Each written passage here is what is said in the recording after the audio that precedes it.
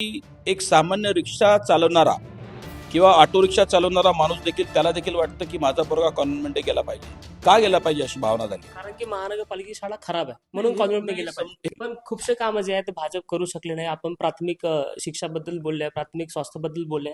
प्राथमिक शिक्षा सोडा, विषय असा आहे की महानगरपालिकेत मुलांना जाण्याची इच्छाच नाही.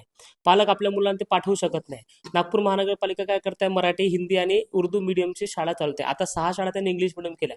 मात्र 124 शाळेत जे शाळा आहे 114 माफ करा, त्यात पटसंख्याच नाही. का करते ते, पटसंख्या का करू शकत नाही आणि तो एज्युकेशन स्तर भाजप 15 वर्ष राहून सुद्धा का करू शकले नाही, हा एक मोठा प्रश्न आहे. हे बघा, हे जे शिक्षण आहे, प्राथमिक शिक्षण हा नागपूर महानगरपालिकेचा भाग आहे, परंतु त्याच्या पलीकडचं शिक्षण हे राज्य शासनाचं आणि त्याच्या पलीकडचं शिक्षण हे केंद्राचे विषय आहेत.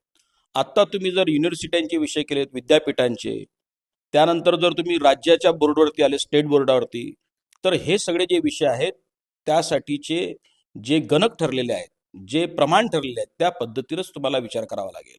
आत्ता मला एक सांगा की एक सामान्य रिक्षा चालवणारा किंवा ऑटो रिक्षा चालवणारा माणूस देखील त्याला देखील वाटतं की माझा पोरगा कॉन्व्हेंटमध्ये गेला पाहिजे.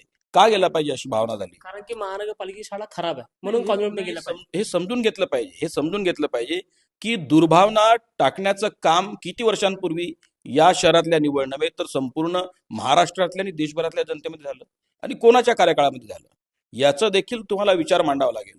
आत्ता नागपूर महानगरपालिकेनं पुढाकार घेताना मागच्या सत्रामध्ये आम्ही जेव्हा नगरसेवक होतो तेव्हा एका विधानसभेमध्ये एक महानगरपालिकेची स्टेट बोर्डाची कॉन्व्हेंट आम्ही सुरू केली प्रायोगिक स्तरावर. त्याला प्रचंड आम्हाला मदत मिळालेली आहे.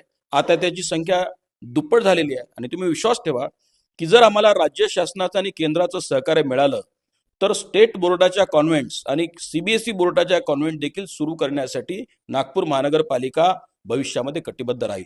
त्या दिशेनं महानगरपालिका निघालेली आहे आणि आम्ही तशा पद्धतीनं सकारात्मक विचार करतो आहोत. त्यामुळे निश्चितपणानं आमच्या या कार्याला यश मिळेल असाच मला विश्वास आहे.